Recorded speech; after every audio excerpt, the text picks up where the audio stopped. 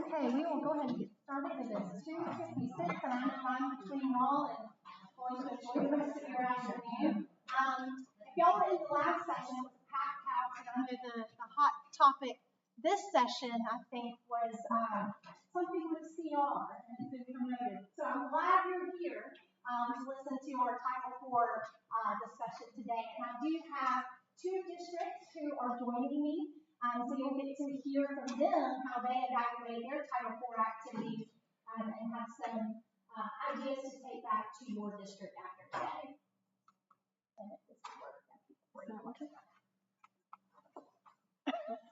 I'll just stand here. I mean, last session, I'll just stand right here. We're good. It doesn't work. Are there no batteries in it? Maybe it did. No, it wasn't me.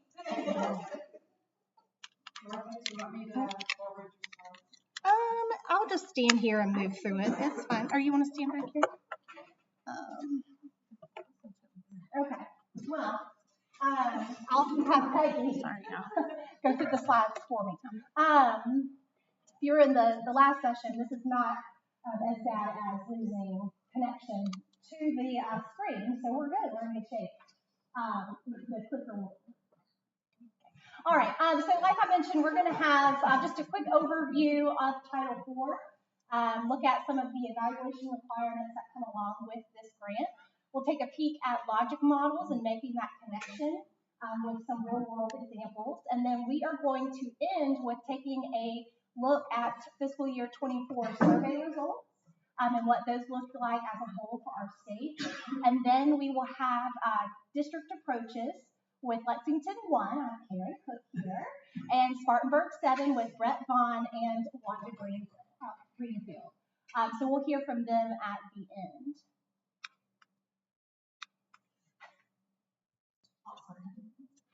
Okay, you can keep going.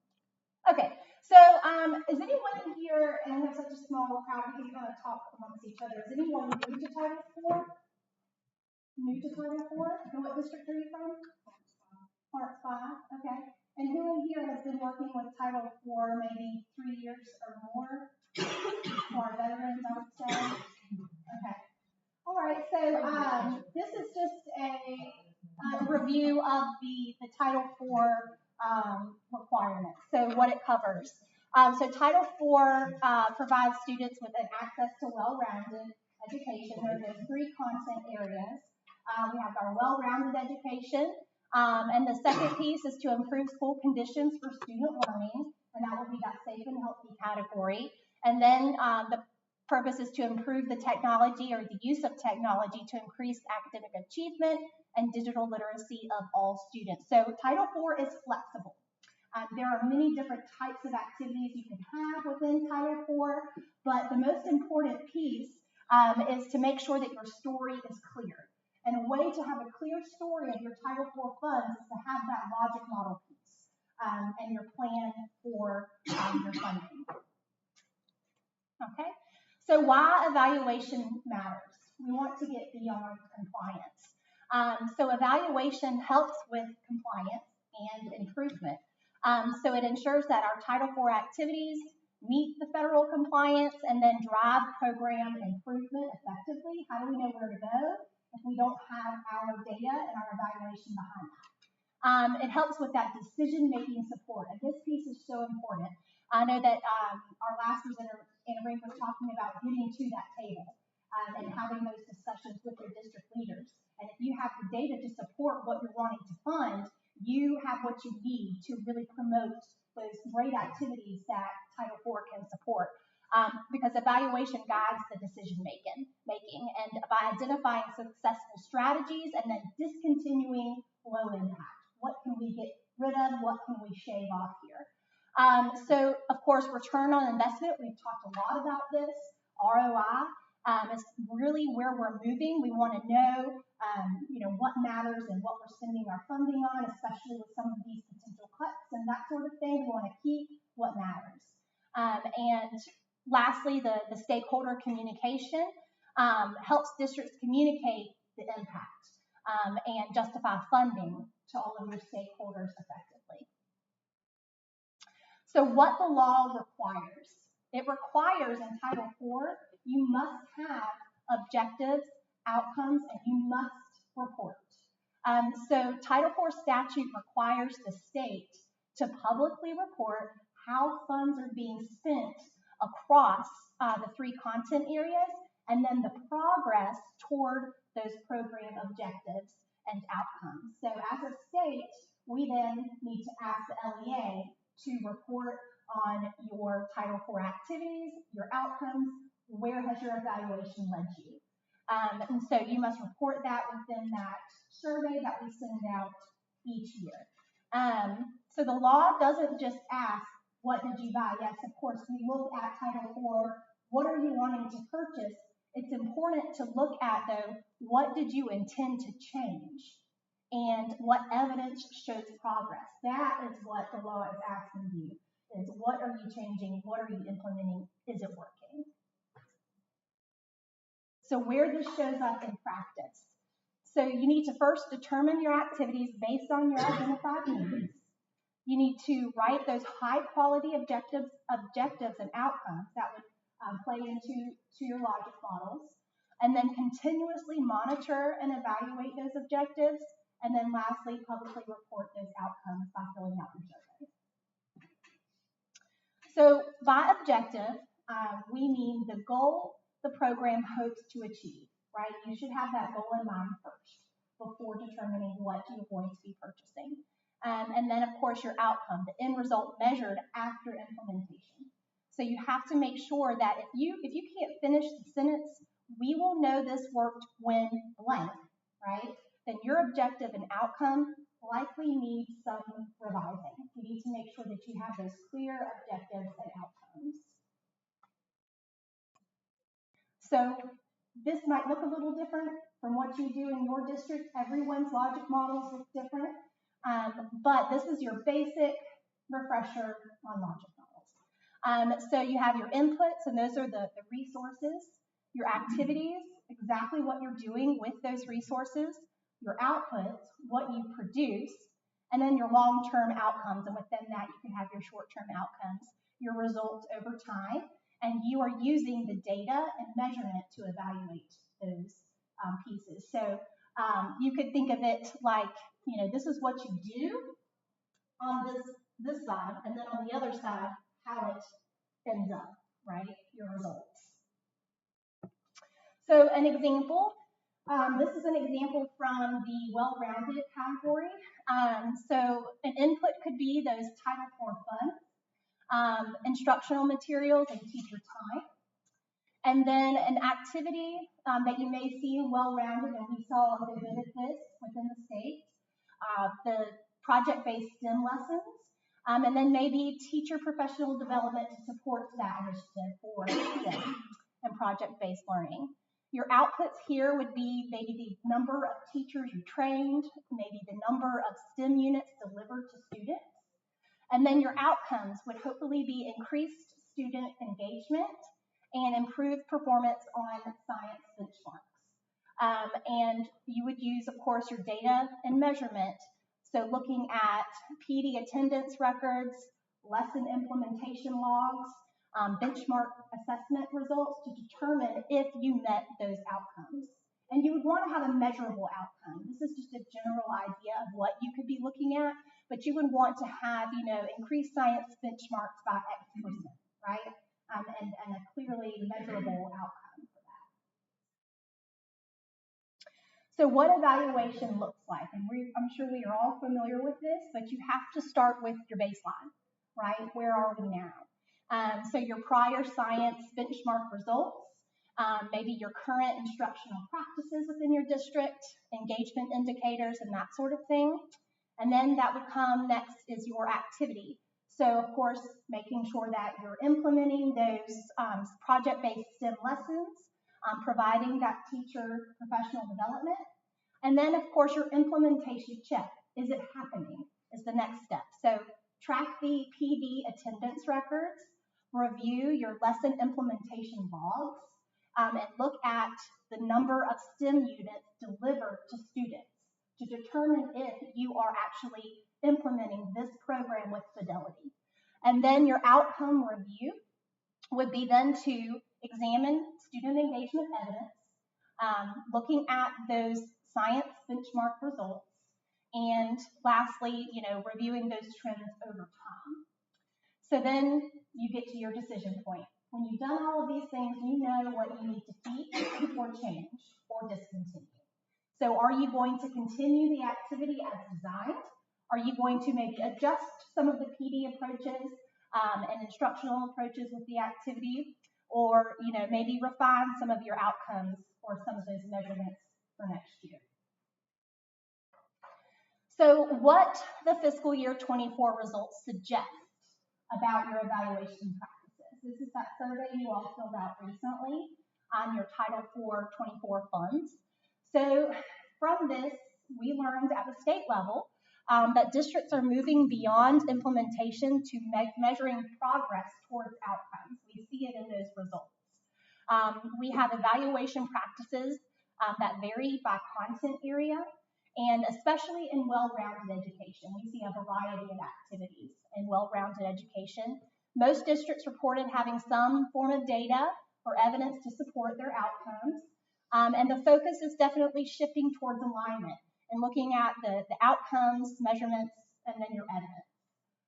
And then evaluation is happening statewide. But how each district is doing this looks very different, and that's fine.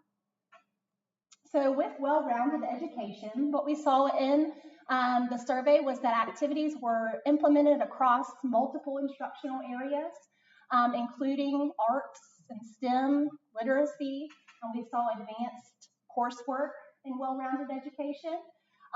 It's well funded, and the work is well implemented and evaluated, despite a wide variation of activities in districts. And with safe and healthy, here we saw where districts reported 227 total outcomes, and 189 of those outcomes were met. So outcomes most often related to mental health supports, school climate, discipline reduction, and prevention training. A lot of mental health counselors and that sort of thing across the state in safe and healthy. And then effective use of technology. There were 135 total outcomes with this category, and 113 were substantially or completely met. Outcomes were frequently tied to technology integration, coaching support, PD participation, and student usage of digital tools. So on average, with the survey this year, we noticed that districts funded more well-rounded opportunities than any other content area.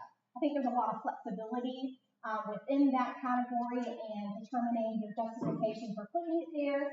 It's a very flexible content area and with the activities. And then safe and healthy was next. And then lastly, of course, the effective use of technology, not as many activities within that. I know there are a lot of rules that come along with effective use of technology with the 15% cap on infrastructure, so that's probably why we saw the fewest within that category.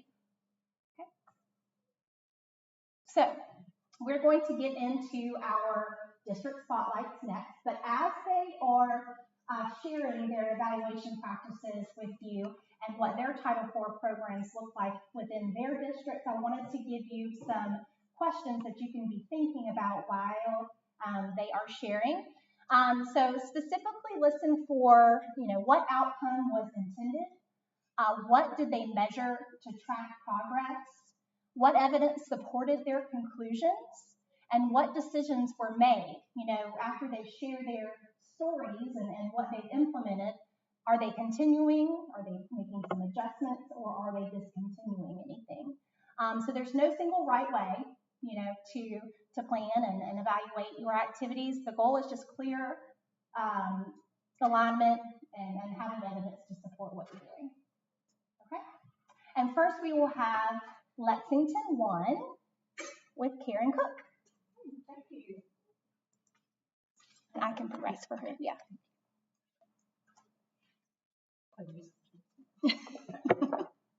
Good afternoon. Glad to see you all here. And thank you, Martha, for the opportunity to share some of the great things that we're doing in Lexington to speak about our dropout prevention program. And so, started with what we saw.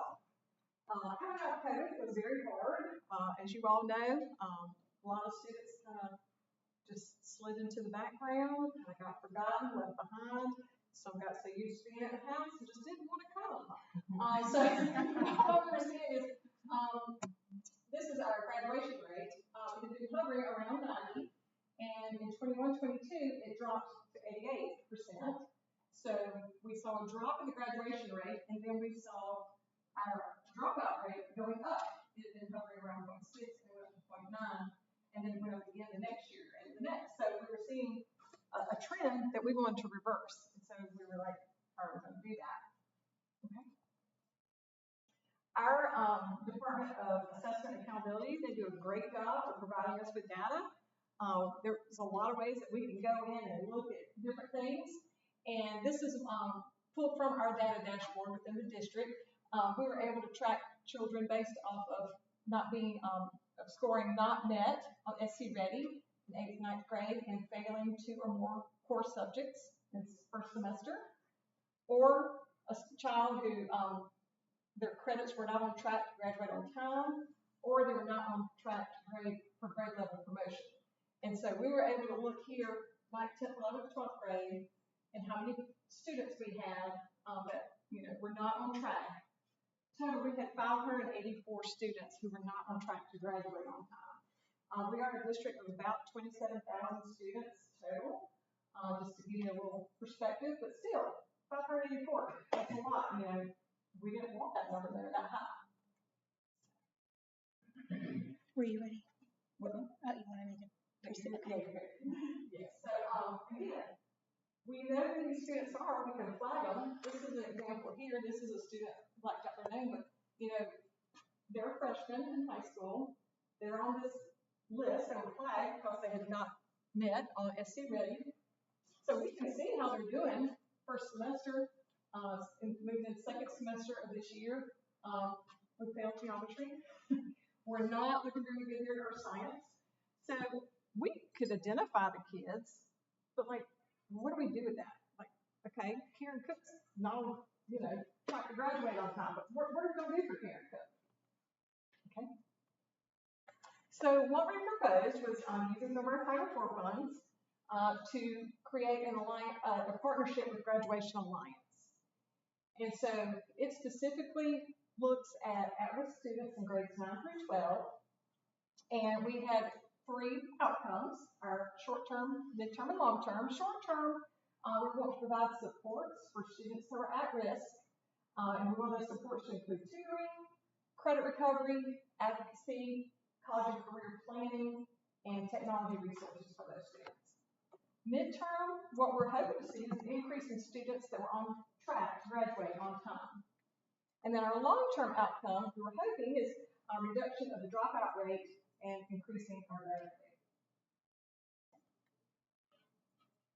So, looking first at the short-term evaluation, are we doing what we planned?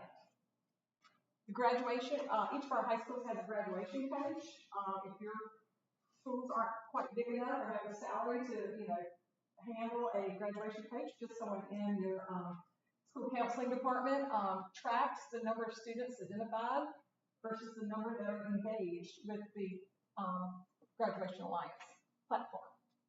We're also going to track the frequency of logins and activity by students on their platform. Also, we're going to track the number of tutoring sessions that students were attending each week with the platform. And then our graduation coaches were also going to log their specific contacts each week with students. Okay. So, kind of midterm, we've kind of got a game plan. That was our short term. So, midterm, is it working as we intended? So we started looking at the percentage of students that were passing their EOCs. We started tracking the rate at which these targeted students were recovering their credits. We were also using PowerSchool to monitor discipline referrals because a lot of times that is an early warning sign of a student getting behind. And we also have a partnership with Everyday Labs that we use to track chronic absenteeism, which again is another flag that a student may be starting to fall behind. And so I'm not going to focus on these volunteer power school everyday labs. I can talk more about those one if I'd like to, but sticking with our Grad Alliance partnership. Looking more long term. Did we meet our goal? Is our grad rate going up? Dropout going down? So how many students who re-engaged via this platform stayed enrolled until they completed courses and recovered the credits versus how many dropped out again?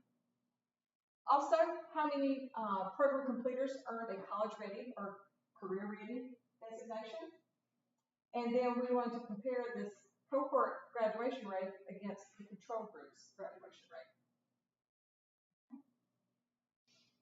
So all this was happening with our FY25 funds, and so FY26 funds come around, and so we said, we want to continue this partnership with Grad Alliance, but I mentioned those graduation coaches. We wanted to also be able to provide them with more tools in their toolbox. So we're going to focus some of our 26 funds on providing professional development to our grad coaches. 4 of them attended the National Dropout Prevention Conference, and 3 of them went to the Innovative Schools Conference. So like I said, we were wanting to have some professional learning for them, build their professional capacity, and then hoping to see implementation of those practices in our schools. So some of the data that we were able to get from the platform with Graduation Alliance. Students had to sign up, and once they were in the platform, we could track their progress. So this is just an example on that first grade line. It says Lexington Dash, that's Gilbert High School. This child was taking English, and they started the course on March 9th. They should be done by March 19th. And it tells us the last time they logged in and looked at their work, it was the 18th. And teacher's name, and then there's so many sessions they have to do. So in this English class, there's 37 sessions that they're supposed to go through, and they have completed 15 of those sessions. So we can see how they're doing with Grad Alliance.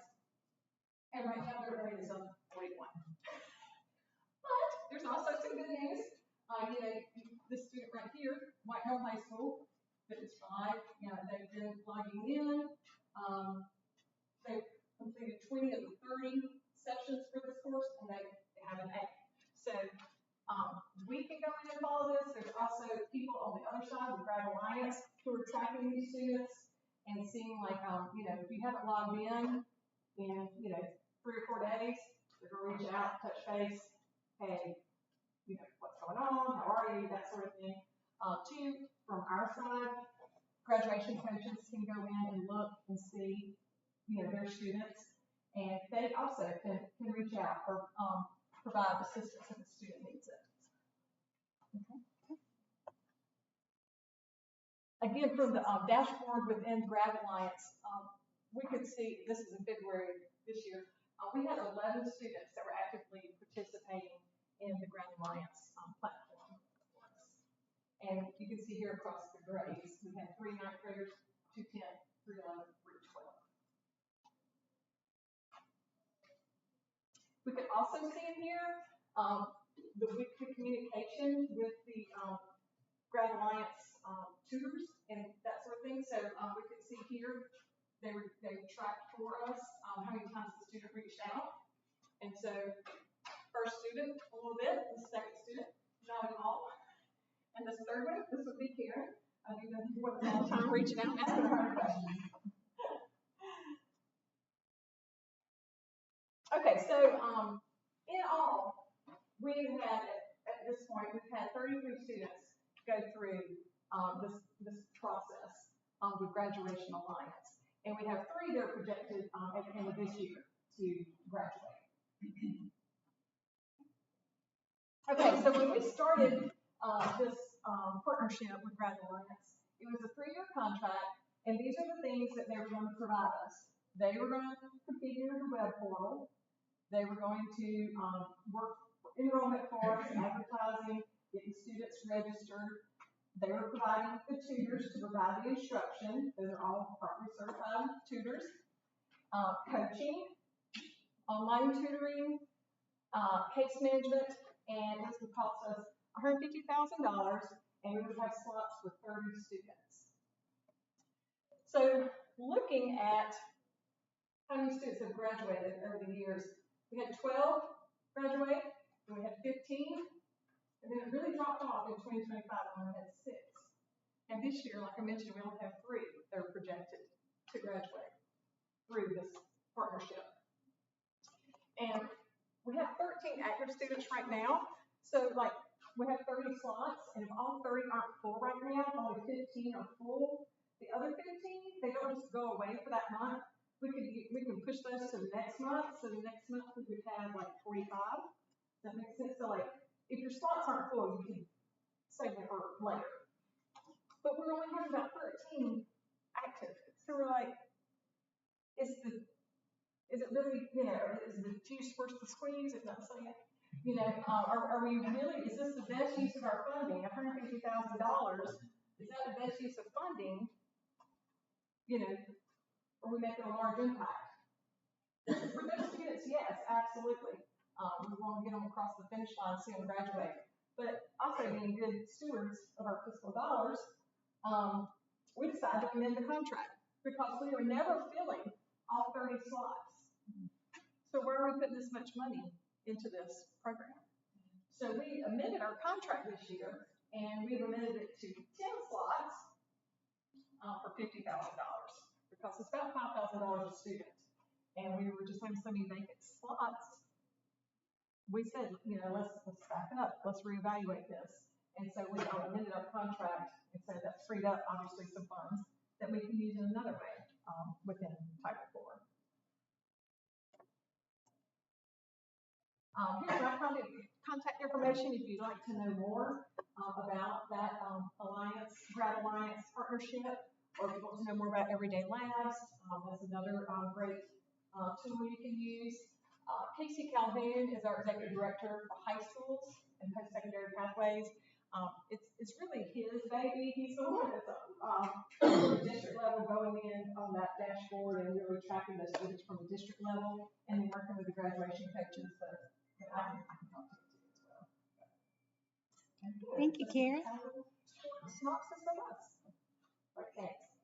Yeah, so I definitely think, that told thank you, yes. A story of, what was the need, right?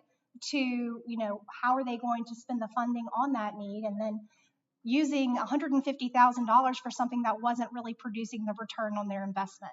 So that's why ROI, what Karen is doing in her district, is so important, because they were actually able to scale it down to $50,000 based off what she's currently doing and measuring her activities. So great, good work. Thank you. Okay, so next we have Spartanburg 7 with Brett Vaughn and Wanda Greenfield.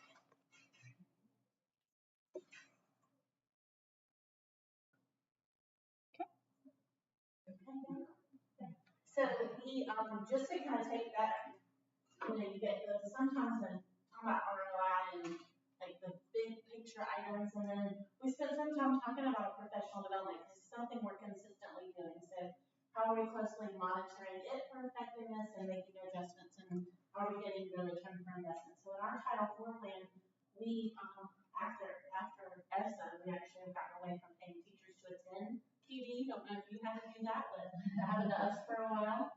So we now have people just come to PD, which is good.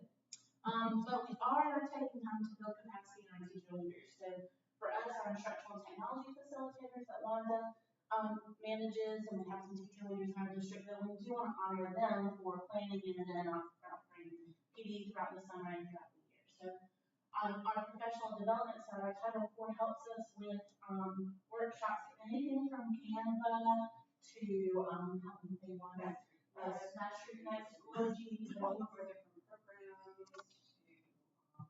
just even helping teachers learn the basics, how to use MacBook if they have new to us and they've never worked on the MacBook. So our learning management system, our actual MacBooks, we're a MacBook district, and then of course any kind of interesting things that come up along the way, we're able to offer that as well. So we did find, like last year, we had over 57 sessions. This year we had 117 sessions. So we doubled the amount of professional development that we offer. And we do provide a survey. So this is kind of how we keep up with our return on investment. We ask questions like, how likely are you to, how likely is the content of the session, does it align to your current professional needs and current practices? And so 95% were likely or very likely.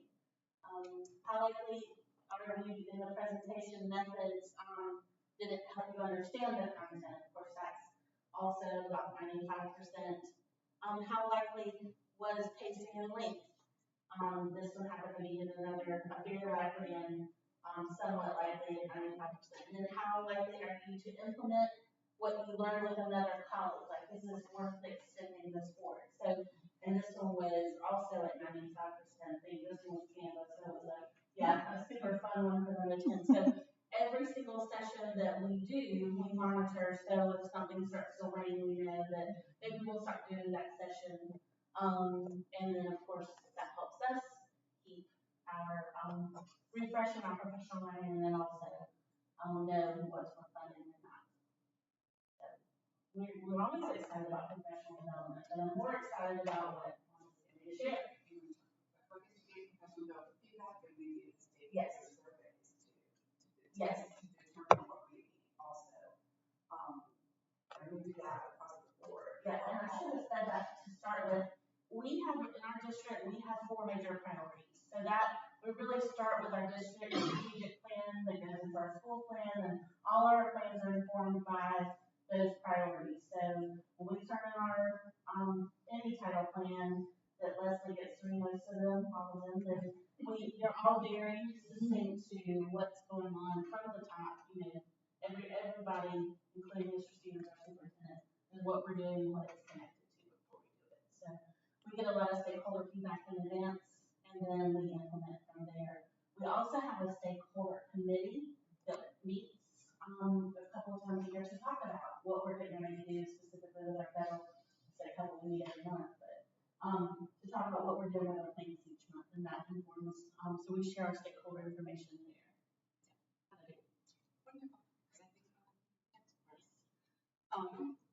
Actually, and then Brent just covered this Okay. pretty much for the activities of technology. And I'm just going to say, so the team that I work with, I did become the director of instructional technology, so a lot of those 150 something were part of our team. So yeah, we're getting tired. But all of those actually. All of those are our team working. We actually offered 677 participant feedback forms for this year alone, and so 115 of those were from Monica's team. So we're working a lot, which is wonderful. And then, so then we were asked to even just pick one thing that we did, one activity. And so I went back into the logic model because I work with Title IV, and we're a team. We have a member of my colleagues, Megan's here, who does Title III. So esports, and I don't know how many of you are familiar with esports, but it is. Okay, so I have to tell you, because I just have to set that ground here. I am not a gamer. Like, I know nothing about gaming, okay? And yet, this was a 3-year labor of love to bring it to the district. I mean, when I say that I saw the value, and the reason I saw the value, which is really what was the problem, what was the objective, was I also, under the instructional technology umbrella, is assistive technology. And for us, which is a beautiful thing, in my opinion, you do not have to have a labeled diagnosis for me to work with a student for assistive technology. So I would get around the table with a lot of students that were not doing well, and I hear from the parents. They just wanted to come and go in their room and play a game. I can't get them to come to school. I can't get this. I can't get that. So I started looking up some of these students and looking at the data, and their attendance was super low. Hence, their grades were super low, but it hasn't always been like that, which means they have extreme capability, And then I started doing some research into esports because I'm like, okay, if I'm going to do these with these kids, I have to be able to talk to them about something that seems to be the only thing, according to their parents, that they want to talk about. So I started finding out all of these opportunities that are out there for all of our students and how much money just in scholarship alone was not even being awarded because people were not students, were not applying for it, to go to colleges and play on their esports team. So I learned about esports. Still know nothing about the games. I'm going to be really honest. When this wonderful group of children starts talking to me, I am that person that believes it's over. I start talking strategy of what they're doing. But 3 years, finally, we got a little traction in the district, and I basically was given like, okay, you have $50. What can you get with $2,000 or $1,500? We built, not that we didn't build an arena, not to be wrong. We took a classroom and we built in the items we needed as far as computers and PlayStations and gaming chairs, etc. So we got the basics in place. And then we said, okay, we need coaches. And 1 second. Perfect. Then we said we need coaches, and we set that up. And now I had this data of what the students had been doing. Well, we launched last year in the spring. Very first time our kids got together, we did an interest meeting in the fall where I think everyone was shocked. We had 76 students show up with the only way it was advertised was on like the rolling screen in the high school because we started small in high school. The only two people without gamer tags in the room were Wanda and myself. Exactly. and we had to take coaches. We asked the coaches to apply. We did interviews. We did the whole 9 yards. And you'll know this is just a little aside. When Brett and I worked at each other's shop, when the coaches started introducing themselves and saying what games they like to play, they got a standing ovation from the students. And I was like, I didn't even know these games. I played all these games and the shadow, but who's in the on, oh, exactly. It's incredible. And then they talked to them about how you need to behave, how you need to communicate, because a lot of these students have basically lost their communication. They weren't keeping in touch with any of their peers. Their grades had fallen, their attendance had fallen, all of that happened, and they were really starting to feel like they didn't belong. They didn't belong in their building. It was so parallel to the things that Karen was saying in her presentation, the things that we were starting to see in this group of kids. Which would have led, which did lead for a couple of years there, before I even started looking at it, I'm sure led to dropout rates and not graduating on time, etc. But what we found, and I have my notes here so I can get the numbers wrong, when we just compared, so that was spring of 25 that they started playing. When we went back and looked at spring of 24, we had an attendance increase of 9.8% spring over spring for the students that were on the team, which was incredible. And I should just let you know also, we made it, but it is under well-rounded. But it is under well-rounded. And the students on the team, some of them don't play at all. Some of them wanted to learn about the business side, live streaming, how to put the computers together, and we brought them onto the team. So they're also coming to school, and we're getting them some additional tutoring, I guess we'd call it, so that they're learning about the technology part of being in the background of the game, not just the gaming and the working together as a team, etc. The coaches were very intentional when we started the project of explaining to all of them, we're going to pick Rocket League, this is the one we're going to concentrate on, right? Right, we did Rocket League. And these are the components that we're going to work on, so all of them were the life skill components. And then, once those have started to develop, then the team could develop and diversify. Exactly. And we made them, we brought them together, and they wrote their charter, they wrote their rules, they wrote their tournament play rules, so all of that is happening. Well, if I tell you, not only did their attendance increase, grades, every student who participated, their grades went up at least a 0.5, a half a percent. So some that threw them into the next grade level, which was fantastic.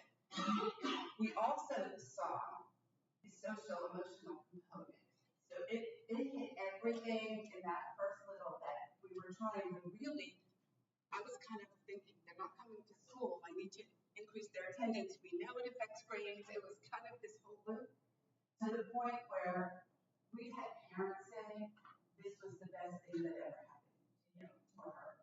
We had one mom say, I see such a difference in my child when we're even out in public and at family gatherings. He's interacting, he's talking to people, he's not just sitting alone on his game. Because we're treating it like a full-fledged team, even though South Carolina right now does not look at it as a team. We're treating it as a full-fledged team. You cannot play, you cannot practice unless you're in school all day. You cannot play and you cannot practice unless you have a C or better average. And our coaches work with students when they come in. What do you have for homework? What do you need to do? What are your grades? They go over all of that with them, as well as the life skill component, how we behave, how we act. So they are really, they're like their own little mini tutors, plus they're giving them game strategy. And you think you're going to have a room full of boys, right? They're, I mean, everybody's child is in that group. My kid came, Yes. I mean, boys, girls, the girls were sometimes outperforming the boys, Yeah. like, We have a lot of it. all the devices I had about getting them kind of just settle. Exactly. And a lot of people do because they're like, these sports, what are you going to have them do? That can't be a sport. They're not running. They're not doing it. And I'm like, no, you don't understand what, but for them, what it really means. And the coaches have taken this so seriously. They brought in the coach from Newberry College to do an evening program with students and parents to talk about scholarship opportunities. Just about every child had at least one family member there. I was amazed. And we heard, I was in the session when it was family engagement that Leslie did with, I don't remember what we did with another one, but I don't remember. Right this morning. Yep. Tim Potter. Yeah. And just for that, to come hear about this and to learn more. And the coach at one point went around the whole room and said, I want to hear from all of you. Why are you doing this? And there were a lot of great answers. I want to learn. I want to be a videographer one day for the students that were like looking at that piece of it, which also helps part of our CTE, so they're getting all of this business. And then one student, who I tell you was sitting at a table with three other people, kids, three other students, and they were laughing and they were talking. And when it got to her, she said, I had no one to talk to these years, and I just wanted some friends, and I like to play games. And you would have never known that if you were just sitting on the outside looking at that. So to me, there have been so many big wins at this point. And it's not a scholarship. Yeah, oh, that's right. I'm here somewhere. We had one senior on the team last spring, first grade out, first time playing, got offered a scholarship to Arizona State. I know, right? Like, I'm telling you, it is so exciting. Like, so exciting. So, our goal right now, some of the challenges that we were asked to tell, what are some issues that we may have had, some benefits of some of our challenges is, this is very time consuming for our coaches. There aren't many clubs, because we don't pay our coaches. So, we don't pay clubs directors, we pay our actual sporting coaches.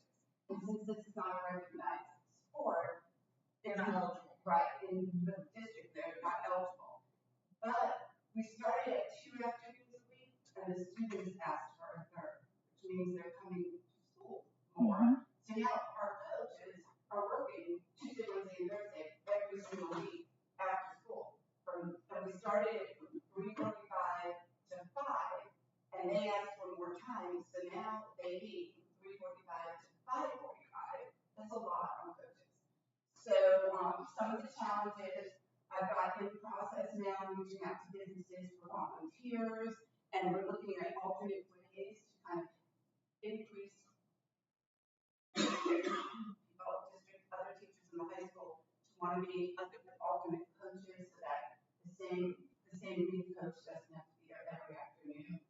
So we're looking at some of that. We really want to get them like jerseys and something to make them feel good, and none of our funding that we have any access to allows for marketing materials.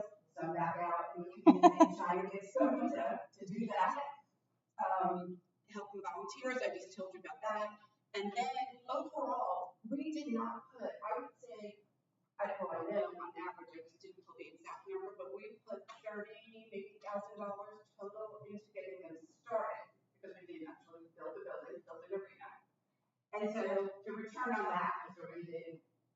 our grades and our attendance and scholarships, etc. The sustainability won't even be as high, so now like our plan for this year had a total of like $10,000 that included, that went to the different sections of esports. That included some equipment upgrade, that included paying for the games that we have to renew, etc. And it included getting coaches certified and traveling to a conference, an EdTech conference that even had a whole esports spring. So it was really great. And then we stayed within all the different percentages as well as we can protect funds. That's always our goal. Next steps, because this might actually be, I tried to. Yeah, it is. This is the last one. Our goal, which will be going slowly, like I said, we only started at the high school, is to eventually bring this to our middle schools also and have a feeder program and see those hopeful same results with those students. That would take, again, a lump sum to get all the equipment because our schools are not like right next door to each other. So it wouldn't be that those kids would come to the high school. We would need them for actually in both of our middle schools. Just talk about permit volunteers. Oh, I just said yeah, process. There's a company in town actually that pays, they allow their employees to do community service and they get paid up to X number of hours in a month. And we have asked them to give us their people, basically, so we have more adults in the room as volunteers to a minimum take 1 or 2 afternoons, but they will guarantee us someone will come from 3:45 to 5:45 and help the coaches out. And they just have to do the tests and those kind of things. So their HR department is in the works because they've never actually done a full partnership like that where they guarantee. But we're trying to think out of the box to help because with the first lockdown, I'm afraid if we lose coaches because it's a lot of time for and some time with your children, etc. These are teachers who teach other subjects all day long. So we just happen to really have a lot for it. So we feel like, I would say that it's a successful program, and we have a return on investment, right? Very strong return on investment, and we will continue, and we have a growth path as long as we can keep that up. Fantastic. Thank you so much. That's great. I have not heard their story on esports yet, so that was my first along with you all, and that is just the coolest. Just as a little funny aside, the team that I work with, they know that I kept trying, and y'all can probably tell Brady that I definitely can talk.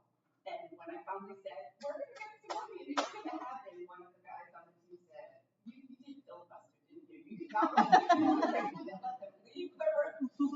But yeah, definitely, I think that fits into safe and healthy as well. All 3 categories, because it has so many benefits with the students. So yeah, definitely. Which helps when we have new things. Yes.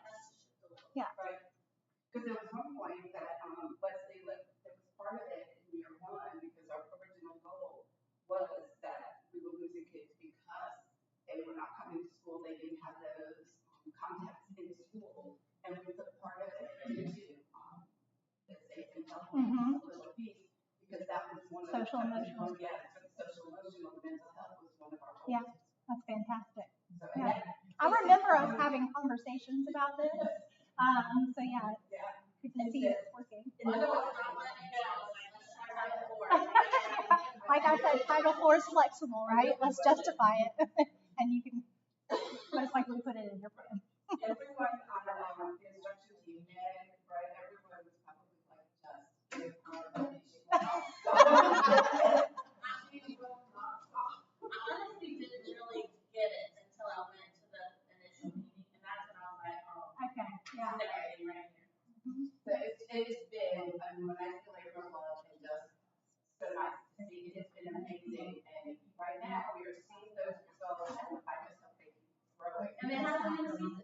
They did. Oh my gosh, I have to say that. 3 of our